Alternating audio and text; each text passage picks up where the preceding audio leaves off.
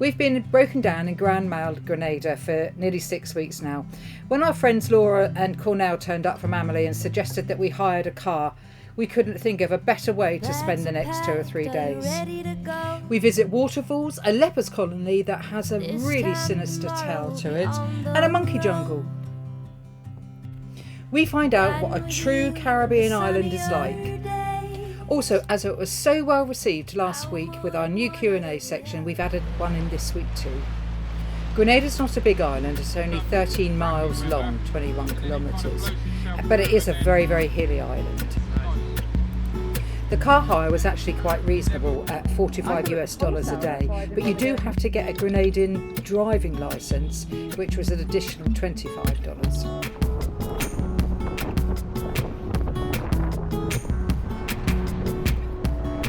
Look, Coca-Cola factory. Yeah, do they do a tour?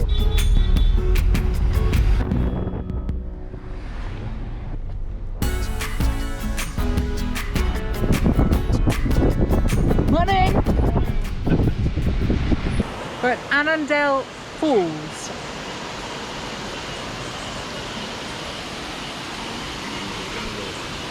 Steve? In the jungle, the mighty jungle. Wow, look at that. Steve, have you got your camera out?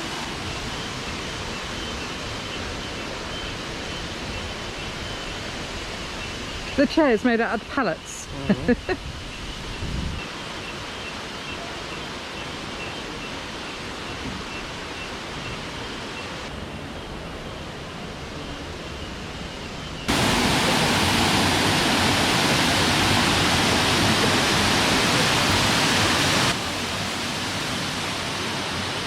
Unfortunately, Steve had an ear infection last week, so he didn't want to go in, but I had to go in.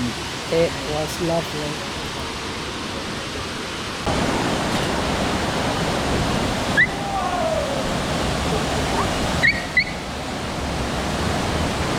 I'll let him in, yeah?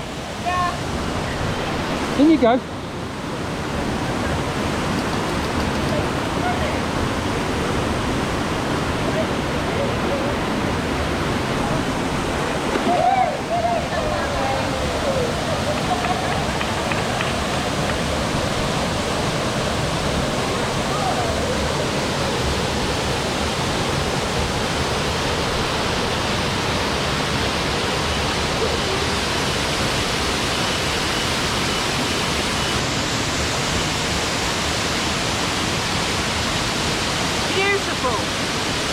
The water was cold, but not after a couple of seconds.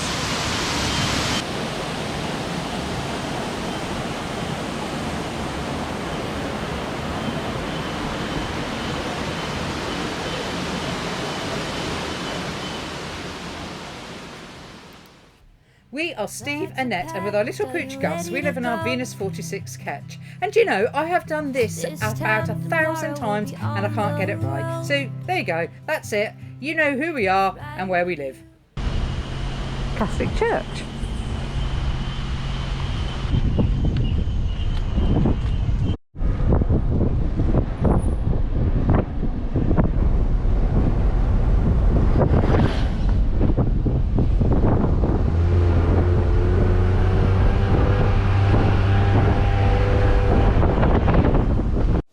Just paid $25 to each to get into here. That's $100 for the 4 of us to climb a mountain in the mud. What are you talking? Why you say it's 5 EC? That means $2. I know. It was only $2. It was $2 to get in. They supplied us with a guide, but we lost him. Shut up! She's made up prices. I need to be honest with the visitors. Yeah. Can you take him going down? Redo the chicken thing. Yeah. Chicken thing? Where she shouts chicken. Yeah, exactly. Oh, chicken. Oh, that. Yeah. We go to the river, chicken. Tubing. River chicken tubing. That is a monkey. Where? Wait, did you not hear it? That was a car horn. See, I bet Cornell finds a monkey. Yeah. The thing we have let loose Gus, you know, to run them up. Yeah, round the right, yeah, yeah. We're at the Mona Monkey Trail, and we paid our five EC, so like $2 to get in. So it's not a lot to get in. And Steve said to the woman when he paid, "So we're going to see monkeys?" She said, "You might do." The only thing we've seen is 3 big water collection buckets. Did you hear it? That was a horned monkey. Mind you don't slip, Steve, or have a fall. This is bamboo. Look how big it is. It's massive.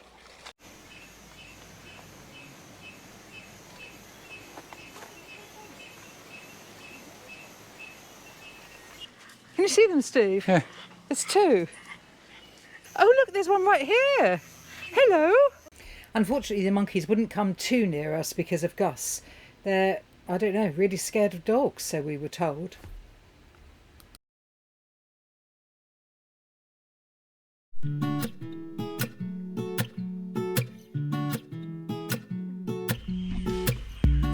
Just stopped here to get some mangoes. Look at those. Wow. There's loads of them.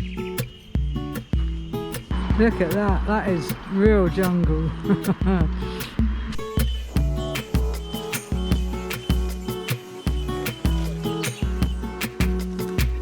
I can definitely see water. Hold on, guys. God, hot.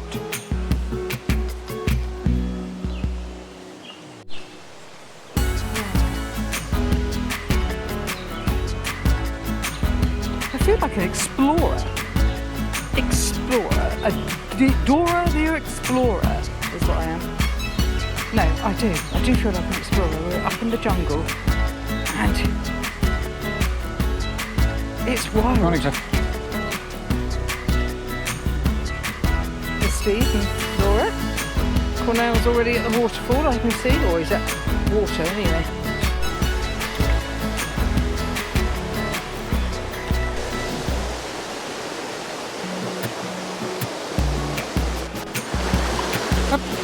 Up. Good boy. Come on then, Gus. This way, come on. That's it.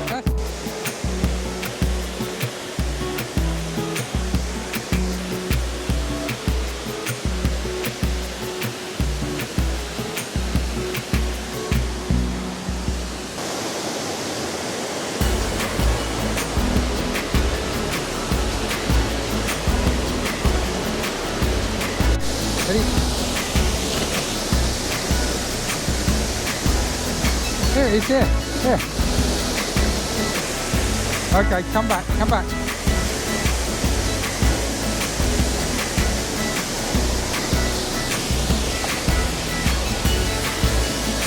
Where are you going?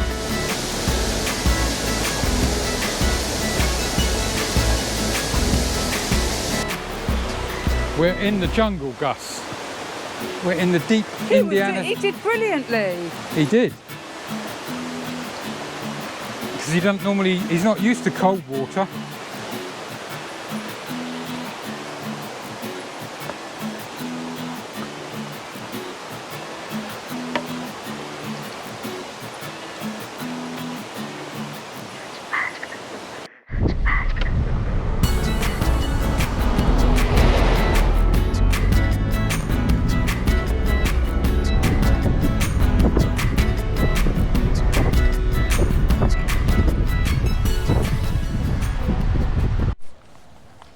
So we're currently at the top of the island, where? And Salines Point? Sortier's Point. And this is a lepers' old colony area. So this is the hill, yeah? Yes, this is the Good. Okay. and I will walk along with you to give you a little bit of information. That's why I'm here. We were soon to realise that this had not been a lepers' colony. Nothing like it, actually. The history of Grenada between 1649 and 1659. a 17th century manuscript that detailed the first 10 years of the French in Grenada and their battles with the Caribbean people for control of the island was found. It had been written by Father Benjamin Bresson, who was a missionary in Grenada between 1656 and 1659. Amazingly, the manuscript went unknown to historians for over 200 years until a French librarian came across it in 1872. The Jesuit school where he found it, however, has since closed and the original document has disappeared. But 100 years later, in 1972, a copy of the transcript by the librarian was discovered in a Paris bookstore by a visiting professor from the University of Montreal. Paul Eugène Roger then translated it to English and sent a copy to the Grenadian National Museum. Following repeated battles with the island's Caribbean people, the Caribs, the French sought ways to rid them of Grenada. With their guns loaded and bayonets drawn, the French fell on the Caribs. With no other escape, around 40 island Caribs jumped over the cliff, later called Les Monts de Sauterre, to a very watery grave.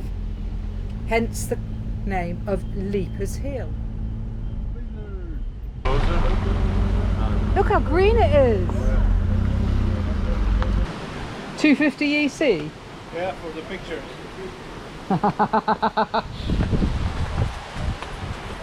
Oh look, there's a Pineapple. pineapple! Steve, look at the pineapple there. Yeah, that looks real.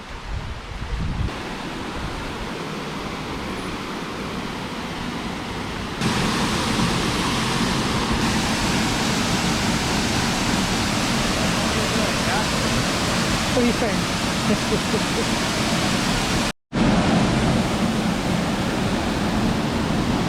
We're at the Concord Falls in Grenada.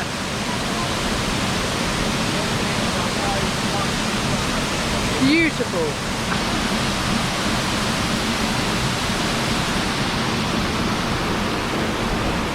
More expensive. Yeah. Yeah.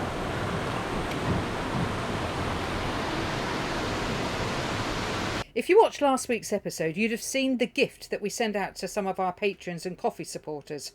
My special Auntie Sue, who hand engraves the spoons and mails them out for us, decided to secretly arrange a personal delivery that we knew nothing about until we saw this video. I have a lovely gift here for supporters of SV Cordelia. Here we go. Oh, thank you very much Mr. and indeed. Mrs. Ward. Thank you, Mr. and No, Mrs. you've got the Ward. wrong person. It's not. They're Mr. and Mrs. Graham. For you. Mr. and Mrs. Ward. Hello. Ross and Charlotte. Hello, how are you? Oh, very well. Got another hug. Oh! I chucked it. I'm trying to here's your spoon. Look. Part of the sea. There we go. Oh, thank you very much. Thank you for supporting them. That really is lovely. And all the best and good luck for the rest of your travels. We'll be watching. Bye. Bye. Hi everybody, thanks very much for Hello. great feedback last week after our first Q&A. We've had a few more questions sent to us, and we've still got some questions from the first week that we haven't answered. So, the first one is from somebody we all know. We all know him. It's from Trev Hedges from YouTube Sailing Channels. Some people might not know him. No, not everybody, but I think most people know him. Anyway, he wanted to know, does the name Cordelia have a special meaning? And I know the answer to that. Well, yes and no. The boat was already called Cordelia when we got Cordelia, so it wasn't something that we named Cordelia. We just carried on. But we did find out that, or the boat is on the back of the boat. You may have never noticed, but the boat on the transom says Cordelia, Swansea, and Swansea is in Wales, part of the United Kingdom. And strangely enough, we did find out that Cordelia does mean something. I say in Welsh, but in like Welsh history, it means heart of the sea. So we And quite it's- like that. It's actually part of our logo. If you have a look at the Cordelia logo, so we've got the sails and the boat, and then we've got Cordelia, and underneath it says Heart of the Sea.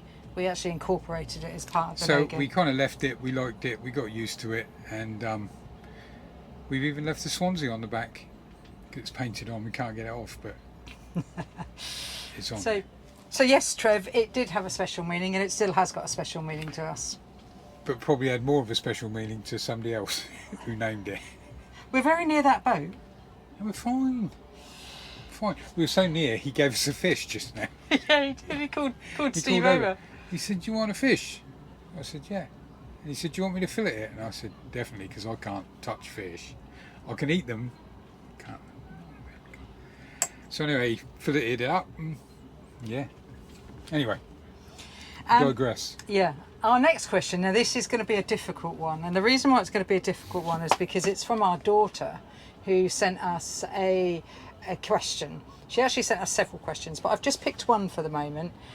Steve doesn't even know what this is. So her question is, if we could go back to our 40-year-old selves, what would we say to ourselves? Don't buy a boat.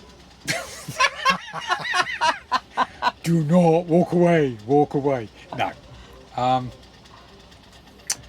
It's a difficult one because I've heard other people say this in a roundabout different way, and you get people saying, "Oh, if I'd have known what it was like, I would have done it earlier."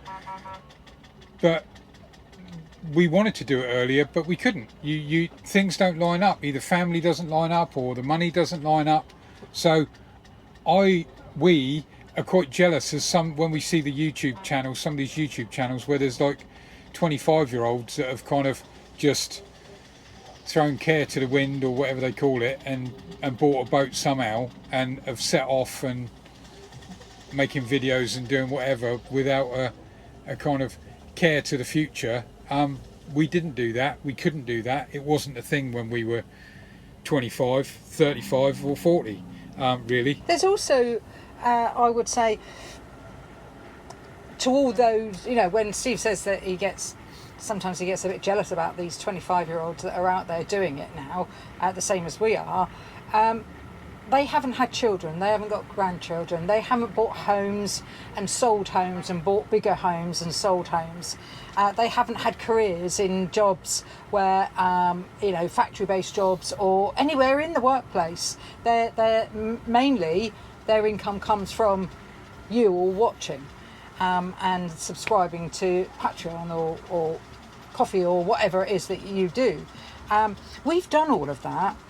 We had our children and we had our careers up to a point that we decided that we wanted to Step away. Yeah. But if I was to go back to my 40-year-old self, I can't say I would change anything from being 40 because all of our grandchildren were born after that. All of our children got married after that.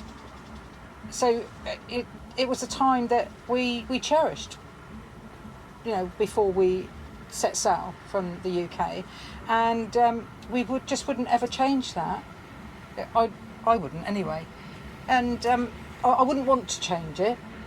No, I'll tell you what I would say to other 40-year-olds is it does get easier. When you're 40, it's a very difficult time of your life. Really, really difficult time of your life.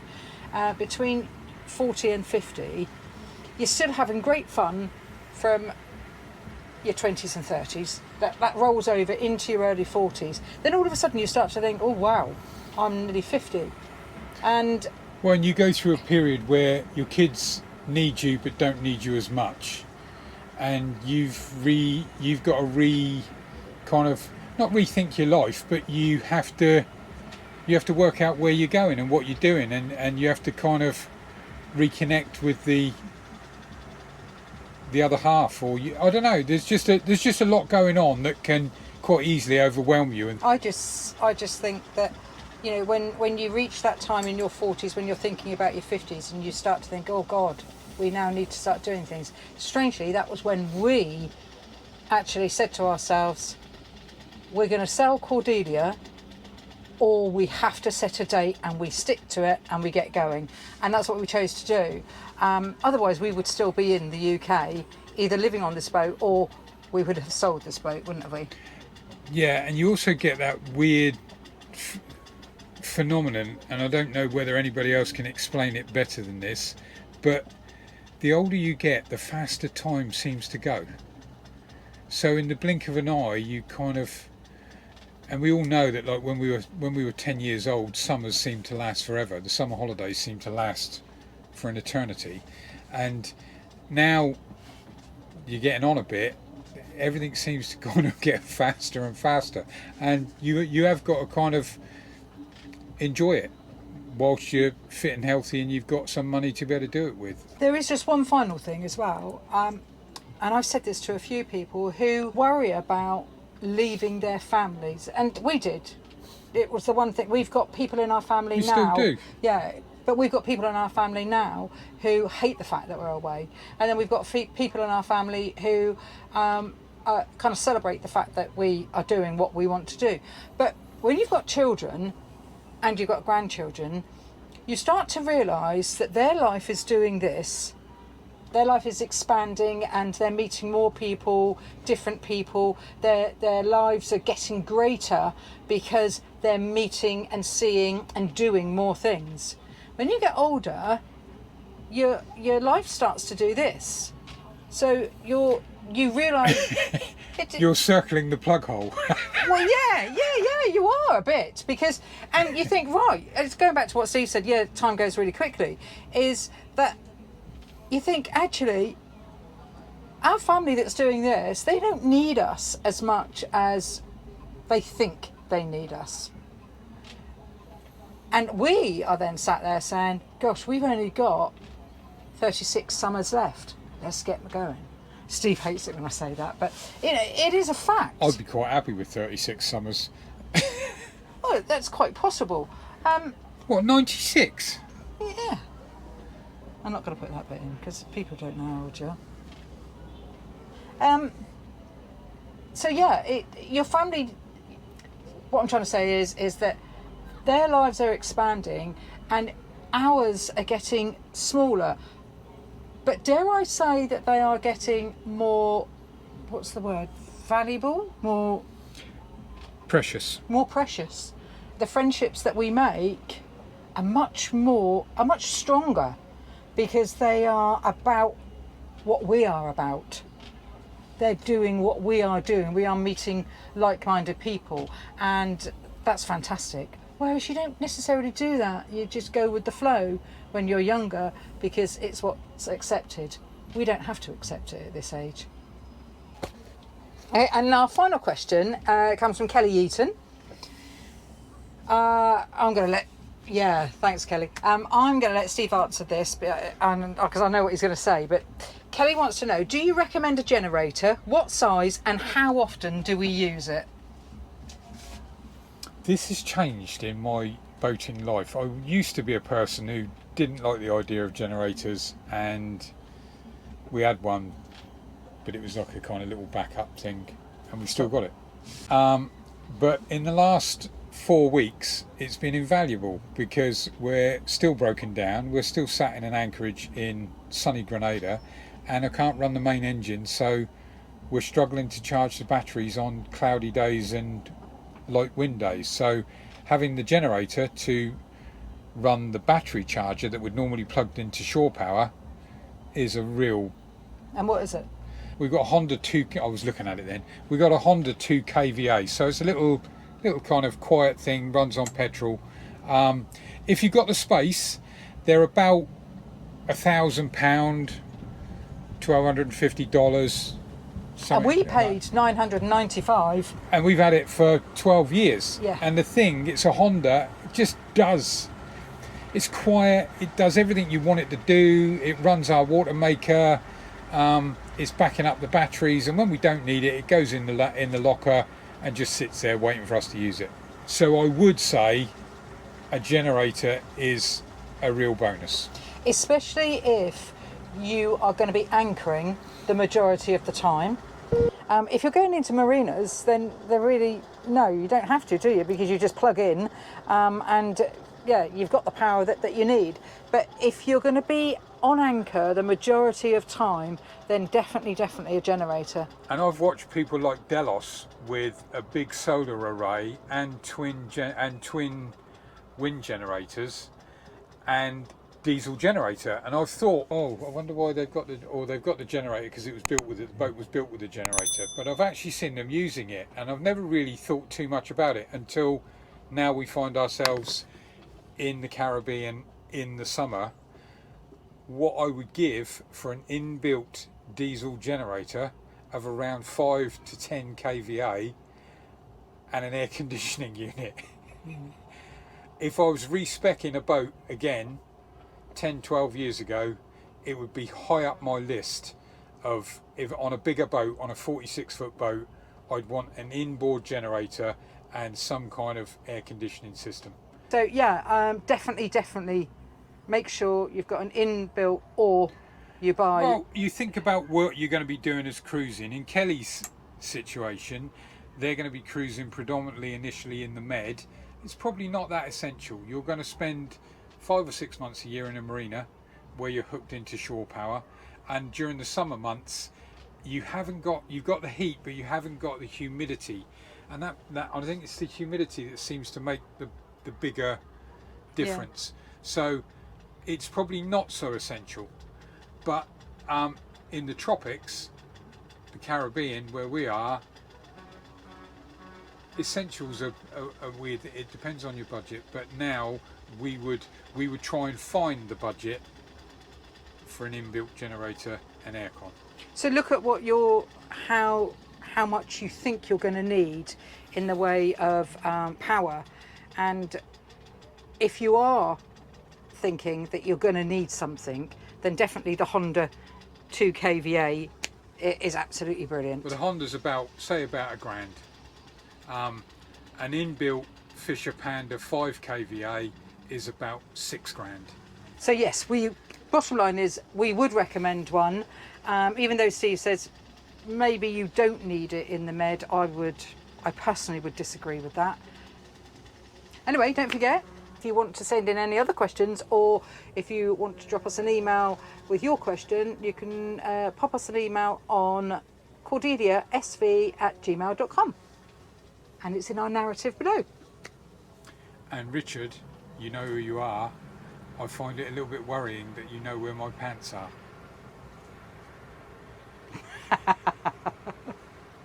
Cheers everybody! Cheers! Hey guys, we hope our videos make you feel as if you are sharing our journey with us. We constantly think about our family and friends as we are creating them. If you'd like to receive one of our hand-engraved spoons and watch extra footage, why not consider supporting us on Patreon or Ko-fi? The links can be found below. And you never know, you might even get to meet Auntie Sue.